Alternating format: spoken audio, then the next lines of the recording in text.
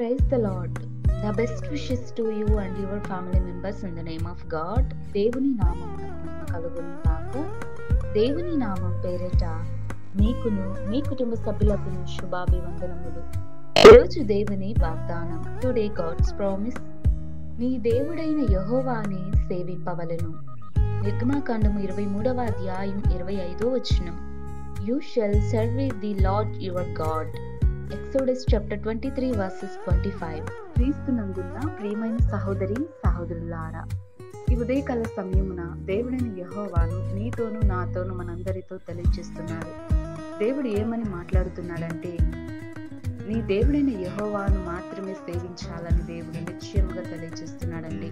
నేను తప్ప నీకు వేరొక దేవుడు ఉండకూడదని దేవుడు సెలవిస్తున్నాడు.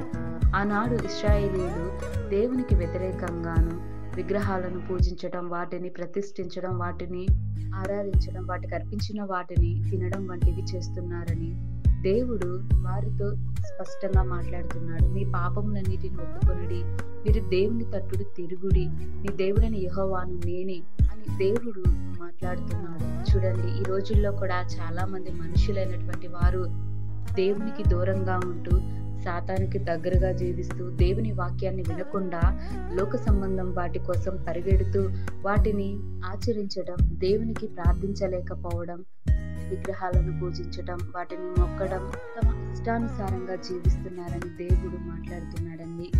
ఇంకా మారనటువంటి వారు ప్రజలు చాలా మంది ఉన్నారని దేవుడు మాట్లాడుతున్నాడు. మీరు మీ దేవుడైన యెహోవాను మాత్రమే సేవింపవలను. ఆయన నిజమైన దేవుడు.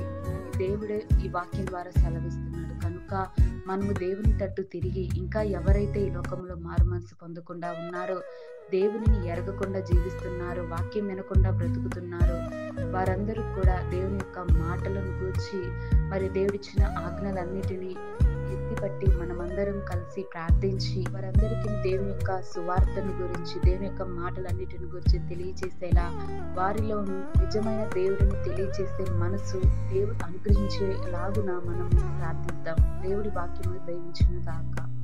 ప్రార్థన. కృపా సత్య సంపూర్ణుడవైన మా ప్రియ పరలోకపు తండ్రి, నీకే వందనములు స్తోత్రములు చెల్లిస్తున్నాం ప్రభా. దేవా, నీవే నిజమైన దేవుడవు. నిన్ను మాత్రమే నేను సేవించేలాగున సహాయం దయచేయండి ప్రభా. ఆనాడు బుద్ధిహీనులై ఇశ్రాయేలీయులు వేరొక దేవుని పూజించడం, వాటిని మొక్కడం వంటివి చేసి ఉన్నారు దేవా. మరి అలాగే ఈ రోజుల్లో కూడా ఎవరైనా అలా చేస్తూ తమ ఇష్టానుసారంగా బ్రతుకుతూ లోకానుసారంగా జీవిస్తూ బ్రతుకుతున్నారేమో, దయచేసి వారందరికీ మారు మనసును దయచేసి నీవే నిజమైన దేవుడు అని నమ్మి స్థుతించి నిన్ను ఆత్మపరిచి నేను భయభక్తులు కలిగి జీవించే అట్టి బుద్ధి జ్ఞానమును నీ యొక్క కృప దయచేయమని కోరుతూ యేసయ్య నామమున వినయంగా వేడుకొని ప్రార్థిస్తున్నాను తండ్రి. ఆమేన్.